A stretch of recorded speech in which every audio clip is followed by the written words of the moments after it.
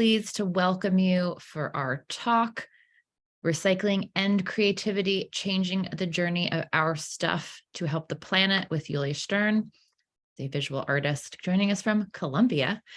This event is presented in conjunction with our i3C artists exhibit at CAA's new CAA at CANAL gallery in Kendall Square. So please make sure to stop by 650 East Kendall Street before the show closes on May 12th. There will be a closing reception on May 12th from 5 to 7 p.m. And so we also hope you join us there. I'm joined tonight by i3C group founder and curator, Adriana Pratt.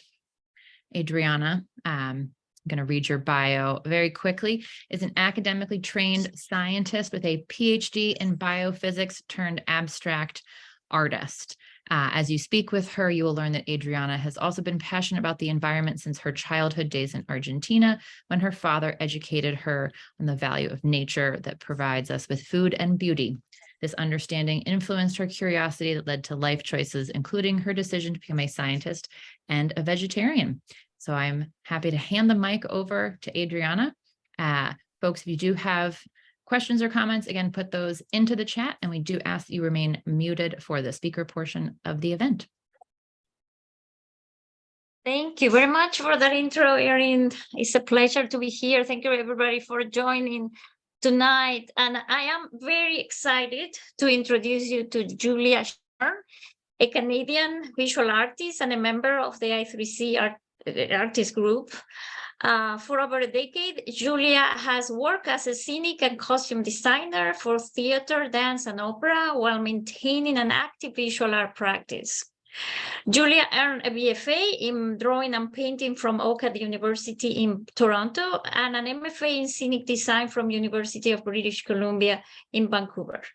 Both her design work and her art have been recognized by numerous awards, including the second place award for sculpture by the Blue Lily of Florence Cultural Association, which she won in 2019 in Florence, Italy.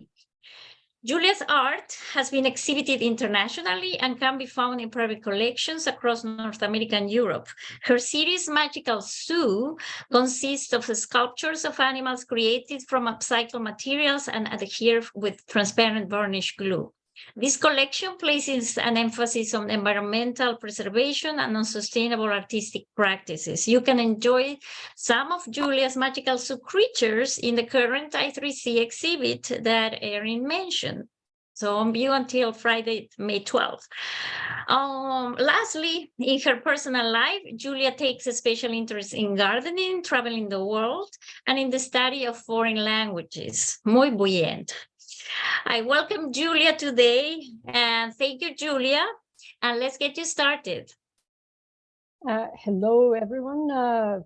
Thank you for joining me, and Adriana, thank you for inviting me to be a part of i3C and i3C rather artist group. I'm delighted to have the work in the current show at the Cambridge Art Association. And today I'm going to speak to you about recycling and creativity, specifically the journey that the items that enter our home undertake when they exit our homes again. And I'm going to start from this image right here that I'm sure looks familiar. You probably have something similar somewhere around your municipality, pretty much no matter where you are in the world. This is where all of our unwanted materials end up at some point. Some sooner, some later, but this is basically where about 90% of everything that exits our home again will end up. This image was actually very hard to pick because when I looked up landfills, there are hundreds, literally hundreds of images that all look very similar. So I couldn't really decide which one to stop on and just picked one random one. But this is something to keep in mind when we allow for something to enter into our homes, that this is the end of the journey for the materials. The landfills, not only they're, well, a great displeasure to look at, but they actually are quite dangerous in a number of ways. Partly because the decomposing materials produce such a mix between themselves. There are leftovers of all kinds of chemicals. There is a temperature that gets generated by the disintegration. So all these sites have some sort of a contamination associated with them. Every single one a uniquely different type of contamination, depending on what has been disposed of in that area. Now, let me take you through, oh yes, this sign here that we're all familiar with. This has been presented to us as a solution to that previous problem, that by utilizing this process, we can somehow avoid having our materials end up at those sites. This is actually not exactly accurate, and I'm going to show you why. Basically, what happens to the materials that enter the recycling system is first and foremost a downcycling. The materials, each time that they get through the system, get downgraded to a lower degree. Some items can be recycled practically 100%, but there are very few, and I'm going to talk about it a little bit later. Now, another thing that could be done is upcycling the materials, meaning that the value of the materials that have been upcycled has actually increased through the process of upcycling. And artwork made of upcycled materials certainly produces that result. Now, first and foremost, plastic. This is what has entered the recycling system the most. And also, at the same time, most plastics that have been produced have never entered the recycling system at all. The last figure I heard, I think, was about 9 out of 10 plastic items that are recyclable have never actually made their way into the recycling system at all. The ones that have can actually only be recycled about 2 to 3 times at most, because each time that they get recycled, the quality gets downgraded. And the same item cannot be produced from that raw material. Now, these bottles can only be made once. The next stage is perhaps some sort of a saran wrap or something, well, for the lack of a better word, flimsier. And maybe one more cycle would be available depending on what was produced on the previous one, and that's about it. And then, of course, whatever remains would likely still go to the landfill. These are the various types of recyclable plastics. It looks like a lot could be done with plastics. In reality, that's not exactly the case. A lot of these types of plastics can only be recycled in very special facilities, very specific facilities with very specific sets of chemicals, setups, and conditions. Many municipalities would only take about 2 to 3 of these types of plastics into the recycling system at all, even though you're encouraged to put them in the bin. Now, paper and cardboard is something that looks deceivingly like something that could be fully recycled. Is in fact not the case either, because every time a cellulose product goes through the recycling system, the fibers in the material get shorter, and shorter, and weaker. So at best, in the best case scenario, this type of material can be only recycled about 7 times. And then it would just disintegrate. Metal, again, on the surface, looks like something that could be recycled, but unfortunately is not always the case, because many metals cannot be recycled at all. And many metals can only be downcycled. And then, of course, they need to be sorted extensively in order to separate the various streams of recycling when the metal item enters the system. This right here is the only material that can be fully recycled, really recycled without being downcycled. It can be fully remelted and recreated into that same object. There are some downsides to recycling glass, partially when dyes are used. That, of course, needs to be separated into a separate stream. And there is one big practical consideration. Glass is very heavy. So when it gets transported to the recycling facilities, there is an increased cost just because of the weight of the material.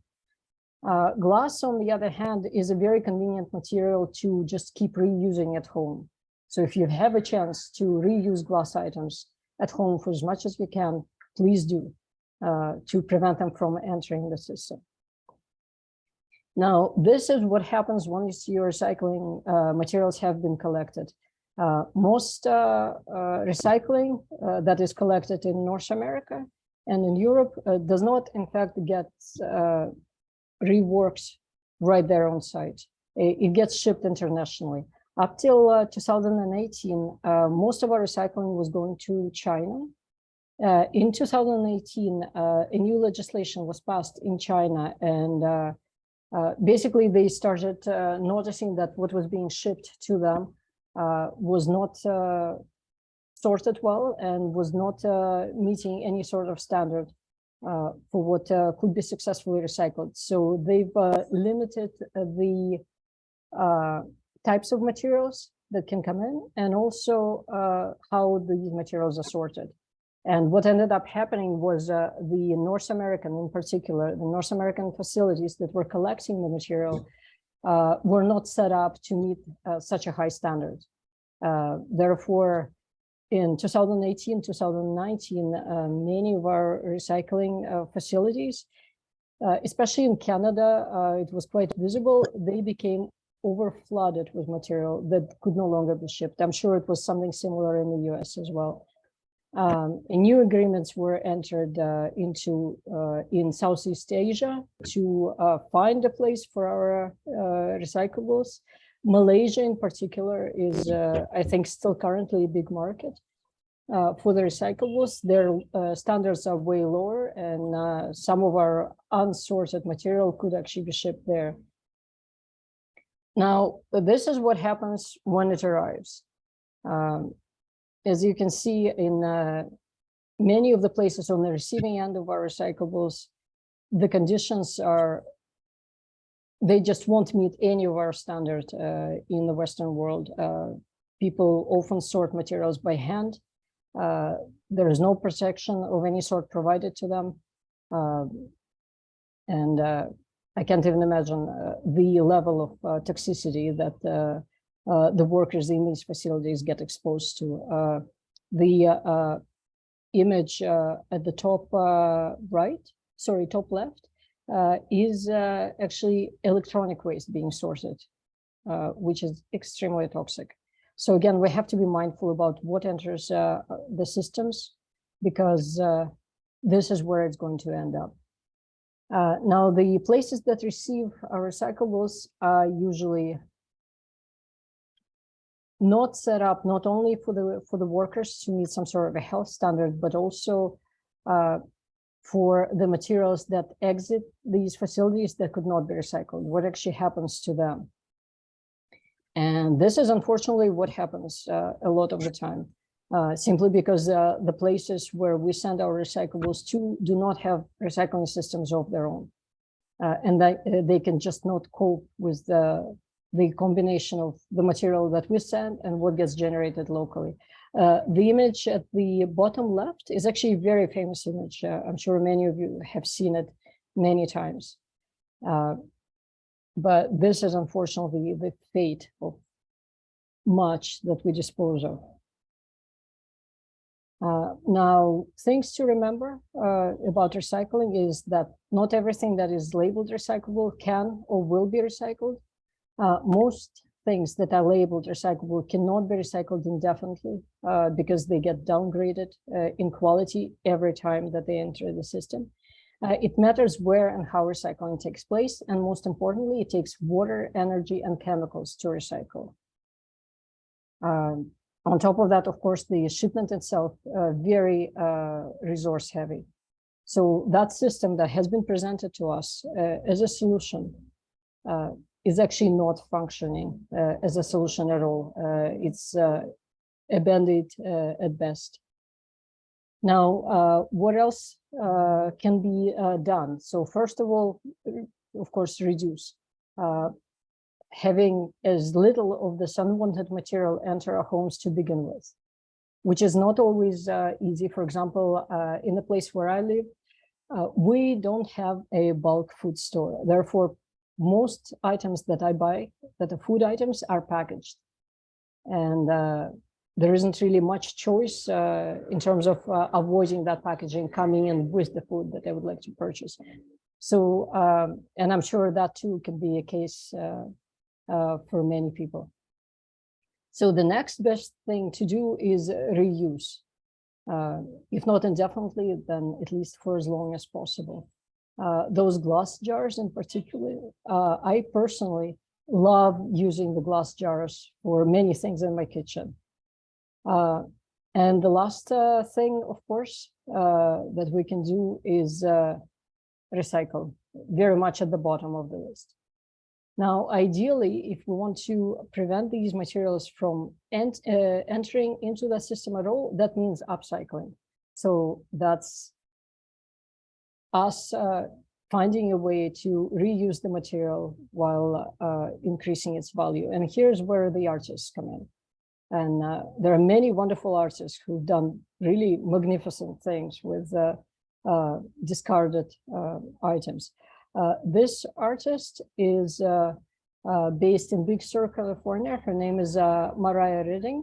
And what she does is when she finds an item disposed of, well, thrown away really, in a national park in the US, she paints it right into the landscape of the location where it was found. And I absolutely adore her work. And then when the work is presented, she actually shows the item itself alongside the photograph, the large-scale photograph of where that item was recovered from. So I hope it's visible enough in the slide. The second image at the top from the left, the cell phone cover, I just adore that image. It's such a powerful statement. And all of these sites, every single one of them is a national park in the US. Here's some more of her work. The image at the top right is the Grand Canyon Park. The image at the bottom right, if I'm not mistaken, is actually in Alaska. Here's another artist based in the US, in Ohio. Her name is Michelle Sitchin, and she creates these wonderful tapestries from drinking straws. This is her main material. These are very large scale installations. And she's been well represented internationally in many museums with this wonderful, spectacular work. Now, this is an initiative in Nairobi, Kenya. This is a collective of artists and craftsmen. It's called Ocean Soul Africa. And what they do is they recover specifically discarded flip-flops.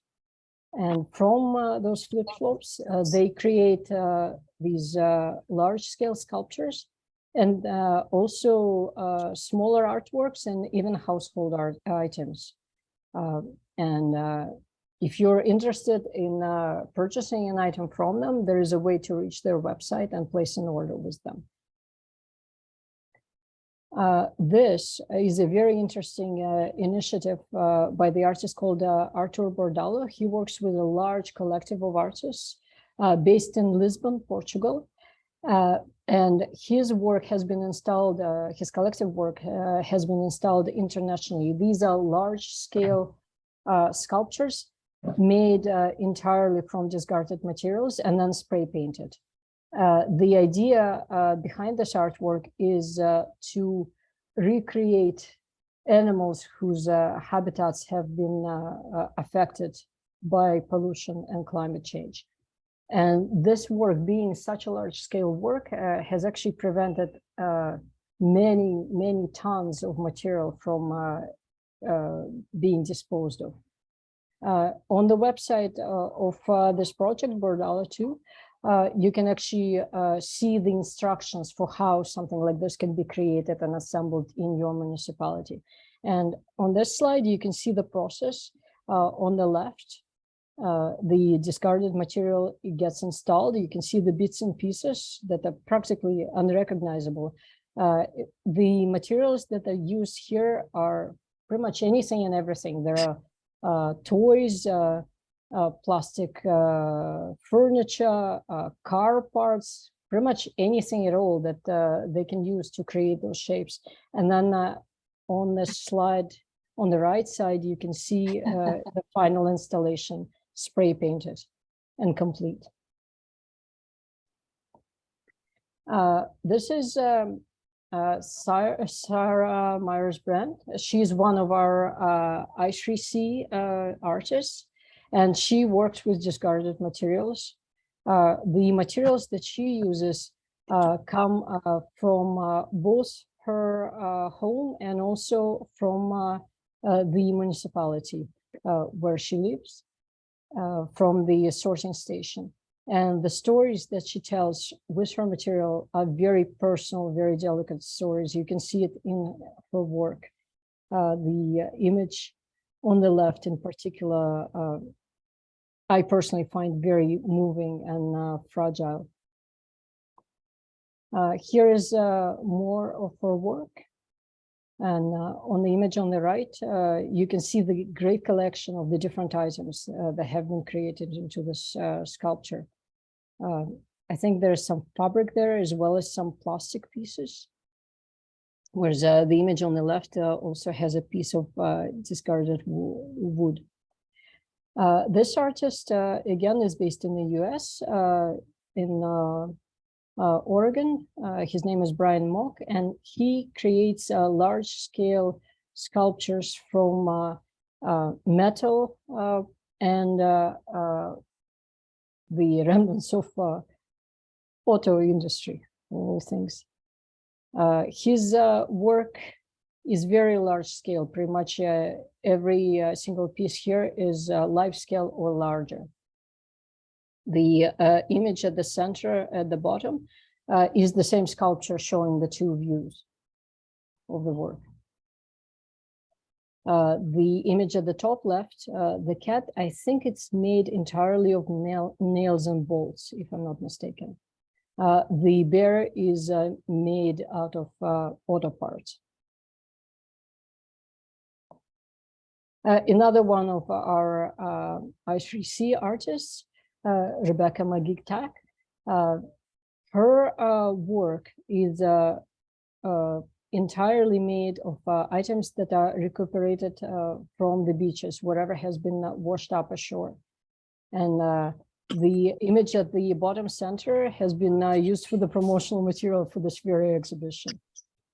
Now the images at the left and the right, I'm not entirely sure of her technique, but I believe it is crocheted and macrameed into these wonderful tapestry-like creations. Another one of our artists, Michelle Rouget, from i3C, her work is entirely upcycled plastics, non-recyclable plastics. Her work uses crochet, and the piece on the left, I think it's entirely made of cups from bottles. Actually, from different plastics, different type of plastics, but they have been, she makes a hole and then things get kind of weaved. I mean, not weaved, but sewn. Right. Here's another one of our artists, Martha Heller. She has a background in costume design, and she has been inspired to create these wonderful garments from the various upcycled materials. If I'm not mistaken, the image at the bottom left, it was the stamps on this envelope that she was inspired by to create this particular shape for this garment. This is another artist based in Portugal, Vanessa Barao. She creates tapestries from the discarded remains of I think it's a factory, a particular factory that she works in, that is works with rather, that is based in Porto. And these are the leftovers from the carpets that they produce. So she makes those leftovers into these beautiful tapestries. And the theme of her tapestries is under the sea world. The tapestry at the top left is actually installed in Heathrow Airport, if I'm not mistaken. It's quite a large scale, beautiful work. Now, at this point, the scale of her work has actually increased so much that she now employs a collective of weavers that help her create these tapestries. This is, again, one of our own artists from i3C, Jeffrey Nolan. He creates woven work from discarded materials as well. And these, I think, are entirely plastic creations. And fabric. And fabric. Fabric as well? Thank Fabric, yes. Another one of our artists, Cedric Harper. His process is using his own homemade paint on discarded wood. And I wish I actually had it, and now that I'm realizing it, I wish I had a chance to speak to him about the recipe for his own paint. This is fascinating. I imagine he mixes a pigment or something, but not entirely sure what he uses for vehicle. Adriana, do you know what he uses? Maybe Carol, who is in the call, who curated a solo show recently, can speak about that. Thank you. Oh yes, would you please? Yulia, I think he uses house paint, and I think he uses discarded or returned paints, and maybe from some of those places that receive house materials to be reused. Oh, okay. Thank you, Carol. Now, this is our very own Adriana, who has created the i3C group and also who curates our shows. The support for Adriana's paintings is upcycled. These are, some pieces are created on cardboard. The pieces in the center are upcycled LPs. And Adriana has an extensive background in science. Her paintings are simultaneously creating an image of geographies and maps, as well as microorganisms under a microscope.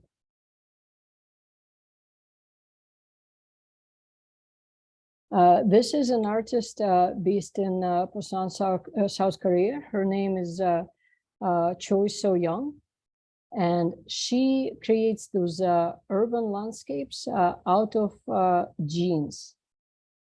These are all specifically denim fabrics.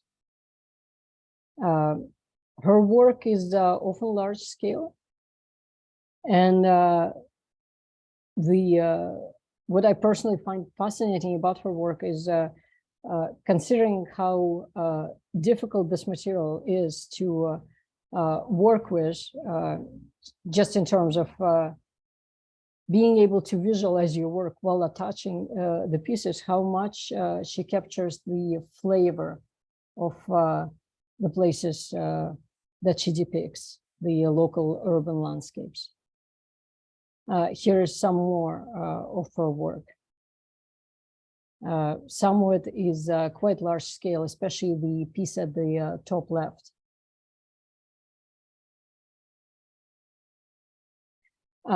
Here's another international artist, from Marseille in France. His name is Oliver Bertrand. He creates sculptures from discarded cardboard.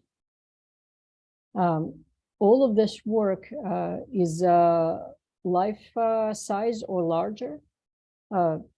I can't imagine actually how he transports his work. It must be really quite challenging.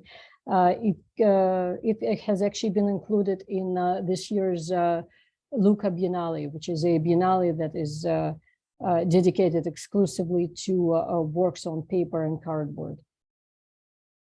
Oh, this is, sorry, let me go to the previous slide one more time. His work has actually been really interesting to see evolve over the years. When it has started, his sculptures had quite a smooth, refined surface. And now the image, for example, at the top and bottom right are both very recent work, and the roughness of the surface is giving it such a dynamic quality that that is a different flavor than his earlier smoother surface work. This is some of my own work here. At the center at the top is my series Endangered, Extinct, Enslaved, which is a smaller work, and the 3 pieces in the exhibition at the Cambridge Art Association are part of this series here. My other series, Magical Zoo, are bigger, more colorful work, and all of these series are dedicated to the endangered animals. Here's another slide with some more of my work here. That is from the Magical Zoo series. I do not use any paint, and I wanted to briefly show you the process that I use. At the top left, these are my typical materials, some bits and pieces of unrecyclable plastics, and mostly food packaging, whether cardboard or plastic, and then some discarded fabrics. When I start the work, I form the shape from food packaging cardboard or Amazon envelopes. Actually, are a great material that has a great flexibility. The fibers are quite strong in that, so it's easy to manipulate them into the desired shape. Then once the shape is created, I use swatches of, again, mostly food packaging of different color, some fabrics and some plastics until the color is fully created. Now, basically, I hope this has given some inspiration in terms of what the various materials that enter our homes can be utilized for to prevent them from going into the recycling system. Cardboard in particular looks like a material that on the surface could be recycled quite well, but once again, it's 7 times at best. And then consider the magnitude of the system that takes care of our recycled items from the collection at the municipality where you're based, to the various sourcing stations, to being shipped internationally to the destination where it's going to be reworked, where safety regulations are often not a consideration at all, where the safety of the workers is not a consideration. Once these materials have been reworked at that stage and remade into a raw material that could be used again, they have to be shipped again to the place where that reuse is going to occur. Once that has taken place, those items have been created, then they get shipped to the facility from where they get distributed into, again, the perhaps the retail system. From there, they get shipped again to the places where you would purchase it from. Then they enter your home again. Then they get discarded again. Then the resulting recycled item gets downgraded. And then eventually will, the odds are it's going to end up in that very same place where I started from, the landfill. Now, the danger of landfills, let me go to this slide one more time. Well, not only they cover our beautiful planet, but again, they interfere with our environment on so many levels. Actually, there is even some evidence of migratory birds being affected by the landfills because of the temperature that gets generated by the material as it disintegrates. Some migratory birds have found that the temperature at those sites is enough for them to stay there for the winter instead of migrating to their proper routes. So again, whatever solutions we can find to prevent what has been brought into our homes from ending up here is a good solution. Absolutely anything to prevent this.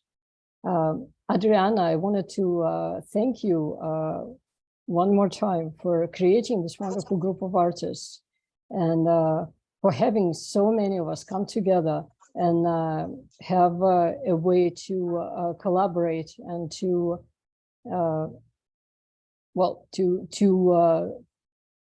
navigate ourselves towards the shared goal of fighting climate change and fighting environmental pollution. Now I'll open up the floor for any questions and comments. Thank you, Julia. I'm happy of what we are all doing. And this was amazing. Thank you so much. It's so enlightening and so inspiring to see so much talent and resourcefulness in these artists. So it's been a pleasure to listen to it. Thank you so much. Oh, thank you. Yeah, awesome. You know, when you said it affects the biosystem or the systems, I thought of these fish in the Hudson River that undergo hormonal changes because of the pollution. Just came to mind. Thank you so much. It was really informative and amazing. Yes, thank you, Luna. I think I've heard of a number of places in the world now where there are some serious hormonal changes in both the fish and other marine organisms. I think it has specifically to do with, if I'm not mistaken, the birth control products that don't get fully disintegrated in human bodies and get flushed into the water. Yeah, they turn into hermaphrodites, and it's a really massive impact it has on organisms. It's alarming. Oh, yeah, and while we know that the plastic industry should change, and many of you are trying to fight that, and ask our representatives to continue to push in regulations for that.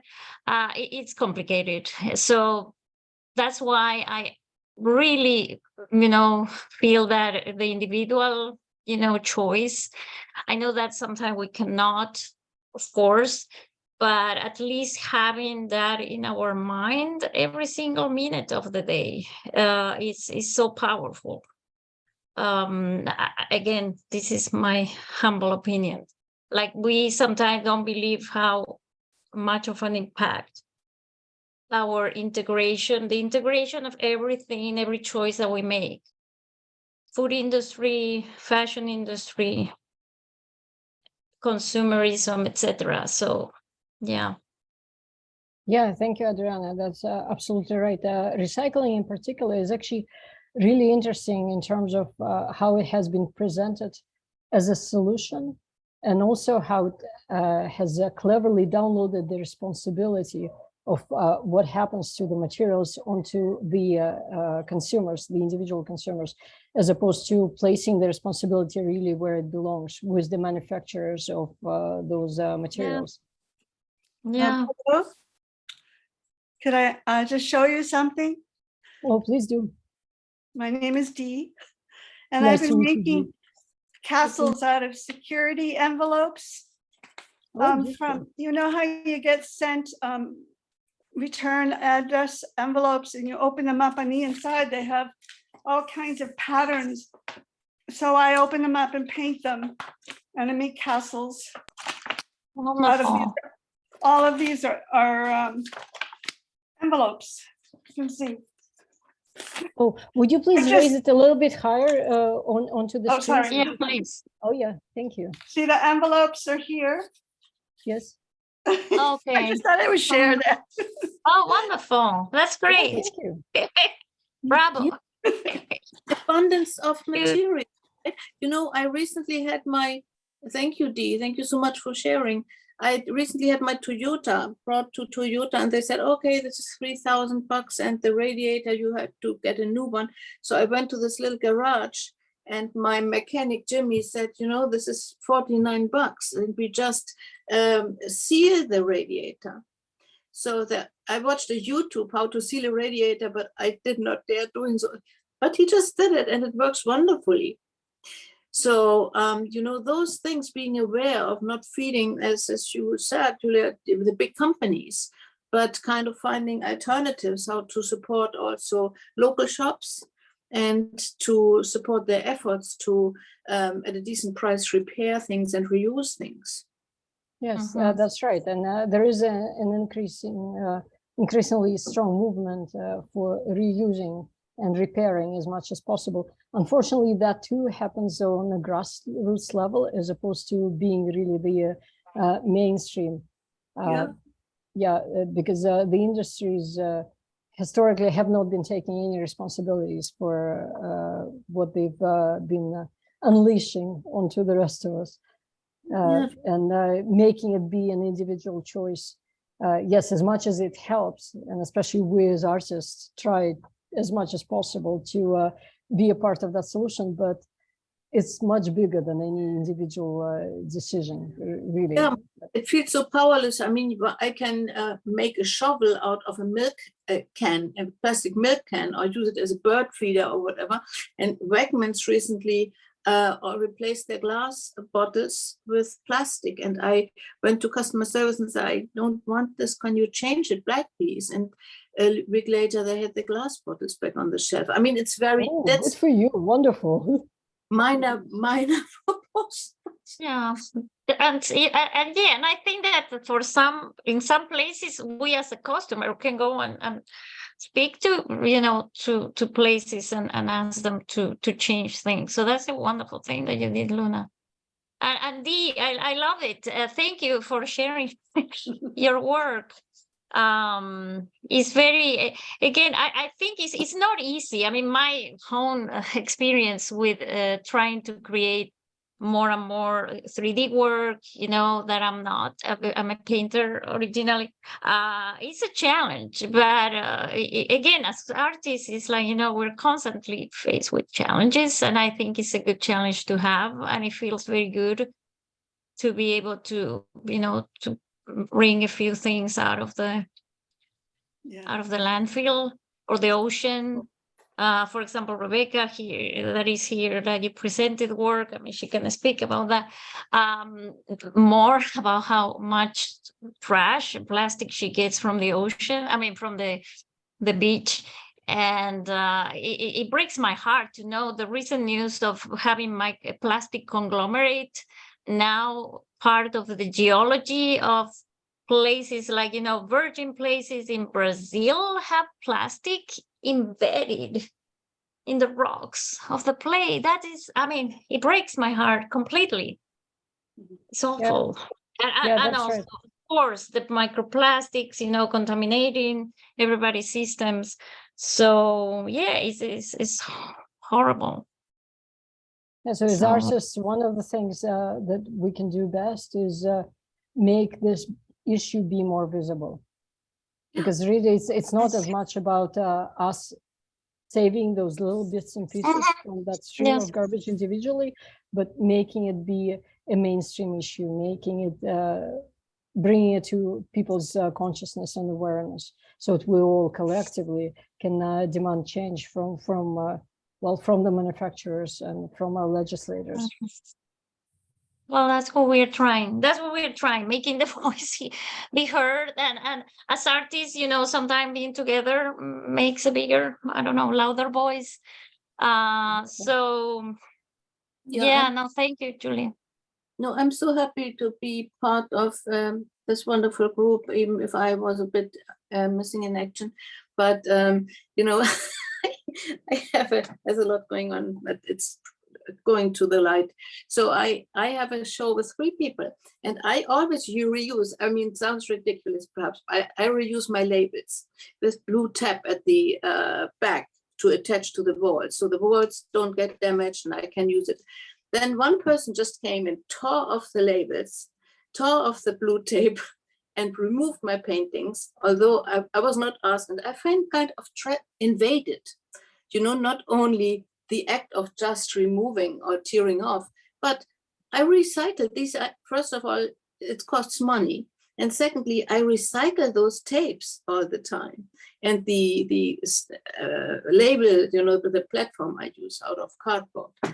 So I think, that being aware in this group, the awareness is amazing, and the mindfulness and compassion. I guess that's also part of being aware of the surroundings we live in, the way we interact with each other, isn't it? Mm-hmm. Yeah, and that's right, actually, Luna, what you said, that it illustrates how a lot of these issues are just not as visible as we would like for them to be. So it's that kind of mindless action happens not out of any sort of malice, it's just the lack of awareness, because it's not visible enough. And again, Adriana, thank you for creating this group, because together our voices are so much more powerful than us separately doing the same work. Thank you. Are there any other questions? There's a lot of nice comments in the chat, which we'll save and they'll get shared with the recording, but there aren't any questions in the chat. So Julia, when you said you use the Amazon bags, right? The plastic ones with the bubble? No, it's actually those envelopes, and I think they're phasing them out right now to make their own materials a little bit more recyclable, or maybe it's greenwashing. It's hard to tell, but their material did change a little bit. It seems further downgraded, but those envelopes made from darker brown strong fiber, they are such a beautiful sculpting material, because they tear beautifully. When you tear them, it exposes that rough edge that could be shaped and curved so easily, and then a few layers of that becomes very strong really quickly. So as much as I appreciate them making an effort to use greener materials, I also miss my favorite construction material just a little bit. Yeah. If nobody has a question, I do have a question, because it's a question that I also face. I try to make an answer for myself. Are you concerned about the longevity of your art, Julia? And did anybody of your, I guess, your collectors, has anybody ever mentioned that or make an issue about that? Well, it hasn't been an issue so far. Surprisingly, many of these materials are made to last, even though they shouldn't be. They're way stronger than would be good for the planet. And I also, a part of my process is to seal them with acrylic varnish. Okay. pretty much every layer of my work is soaked in one acrylic medium or another. They're all transparent mediums, but they are known for good preserving qualities. One thing that I have noticed is those dyed egg packages in particular actually Mhm. don't show color as strongly as I was anticipating. They do tend to fade a little bit with time. I did notice that. So I'm using fewer of them, even though they're beautiful sculpting material. It turns out they're not so great for the final layer with the color. But then again, I would need to observe a little bit more over time.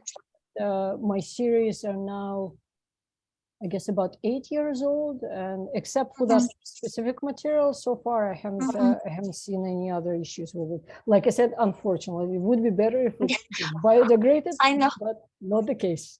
I know. No, I know it's terrible, but I mean, I do know that, and you see that with plastic bags. And this is a question that I have to bring to Michelle Lugie probably. Some of the plastic bags disintegrate, which I'm not happy about either, because whatever disintegrates into, I'm sure it goes to in our systems, in our oceans, and it's everywhere, right? So, Yeah, but that's yeah, right. Actually, as you said, unfortunately, yeah, I mean, you, Julia, directed me to this website or this, I guess, channel in YouTube, The Story of the Stuff. And I was watching some of those. Yes, they're an organization based in the, if I'm not mistaken, in the Silicon Valley, specifically in California, is where they are. Would you put the link in the chat? The story of the stuff, I have to look, but it's the story of the stuff in YouTube. Maybe Julia has the I can share the link with Yes. everyone on our list. Okay, Yes. great. And yeah, one of the videos was really about, the places in Asia where everything, like you see people basically picking up from the mountain, like let's say a front yard of stuff of, it's like a landfill in the front of a house in Asia. And they're picking up, different things like, oh, this is from Australia. Oh, this is from California. Oh, look at this. This is from, and it's all food packaging and things like that. And it's horrible. It's horrible. Yeah. Well, that's exactly how it arrived to them. It's through those shipping routes of our recycling systems. Actually, there is also another way that a lot of our items arrive to places where they shouldn't be, and that's just through currents. There are islands in the Pacific that are completely untouched by man that now have trash on their shores just because it was brought by ocean currents. Well, because people leave them at the beach. I mean, oh no, it's actually much worse than that. Some landfills wash out into the sea. Washed. Yeah. Right. Yeah, no, yeah, that's why they out of mind, out of sight, out of mind that we do. I have always been obsessed about trash. I don't know why. Probably because this was going to happen now.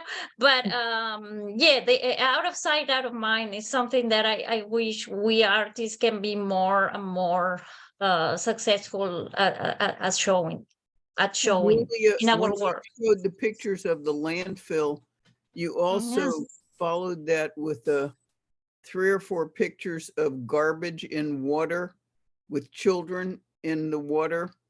Yep. And you said such and such a picture we probably already know, which was basically a river. Was full of garbage, yes. Picture, but I always wondered when people say there's plastic in the ocean, I used to think, how in the heck did it get there? Because there's not that many things that people leave on the beach or something. And now I think it must be that picture of the river must have been from a landfill. Oh no, not at all. Actually, this image is from, I can't remember which country it's from, but it's in Southeast Asia. And basically there isn't a recycling system at all. So everything goes into the garbage?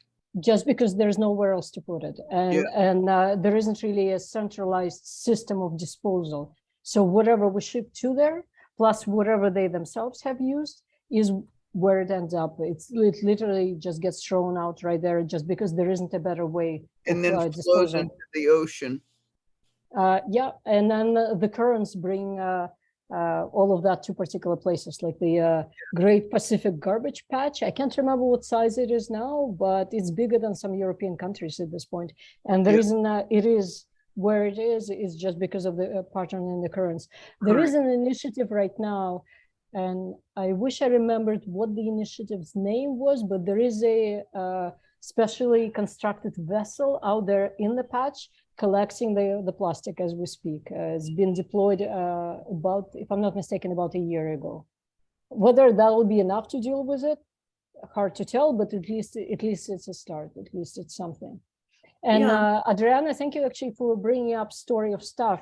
One of their videos has this really revealing diagram for the journey of these types of materials from the beginning to the end. And what is striking about it is how little time the materials that are produced actually spend with consumers, especially in relation to packaging, because they start their journey as a raw material.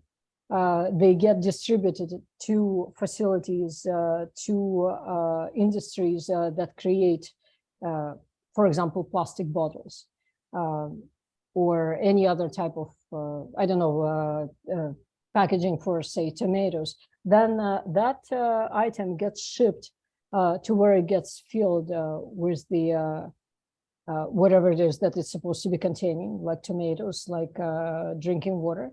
Then it gets to the retail distributor. Then it gets to the retail facility. Then the consumer picks it up or not.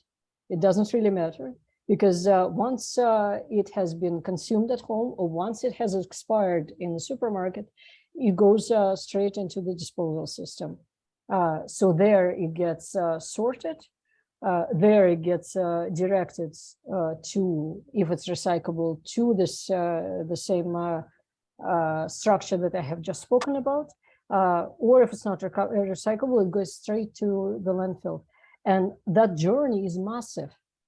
And the part of the consumer purchasing it, taking it home, and then disposing of it is practically negligent to what actually happens to the journey of that item. It's just so stunning. Yeah, and it's a betrayal. I mean, people are also in Europe, people are asked to recycle, you know, in 3 or 4 or 5 bins. And then in the end, it ends up on one truck and gets dumped somewhere. So this is just a deception. And or in New York, everything gets the mobster, well, you know, I mean, mafia, whatever, just dump it into the water. And this is where, wow, it's just mind-boggling, right? And you know, yes, there's definitely that too, and especially those newer contracts that have been entered into ever since China stopped accepting Western recycling in 2018. There have been some documentaries about what actually takes place on that end, and really a lot of it is stunning. There are all kinds of violations. There are all kinds of places that the material goes to that are just not set up for any sort of recycling at all. And if you're interested in the topic further, please do. Even on YouTube, there are many resources, many documentaries about what happens there. And you know, another area is we buy lettuce from Chile, or we buy lettuce from Latin America instead of, you know, eating what's in our garden, seasonally grown. And so there's so much energy that gets wasted, and so much food that gets disposed of. This is another. And the boats that bring food, or the boats that bring somewhere else the recyclables, they are disturbing natural life. I mean, it's a lose-lose. So really, I guess from all the 5 R's of, you know, sustainability, the refuse is really the most powerful. Refuse and continue pushing the representatives to, you know, and the government and whoever has the power, manufacturers, to, you know, finish this plastic. horribly revolution that we have been having for the past decades. Yeah, that's exactly right. And as what we can do most well as artists is because our voices can be heard much more, and especially together, just make this message be more visible, so it really enters the public consciousness. So thank you. Thank you so much. Thank you. Thank you, everyone. And I'm actually just now seeing that there are a number of links in the chat. Is there a way to share those links for with everyone who's here? So when we share the recording, the chat is shared as well. Oh, fantastic. So when we share the link, you'll be able to see that right there. The link that I shared was a Wonderful. very interesting exhibit that I got to see in Lisbon 4 years ago. That was Yeah. all Very about- nice. Yeah, I'm Wonderful. not familiar with that. Wonderful. And thank you, Erin. Thank you, CAA, for hosting us. The Thank you, exhibit Adriana. is Thank you, wonderful. Julia. Thank you all for joining us. Like I said, thank you, this thank you. was recorded. We'll share the recording probably tomorrow or Thursday. Thank you so Great. much. Well, thank you. Have a good Thank you, evening. everyone. Good night, everybody. Good night. Okay. Bye. Bye, Julia. Bye. Bye-bye. Thank you. Thank you. Thank you.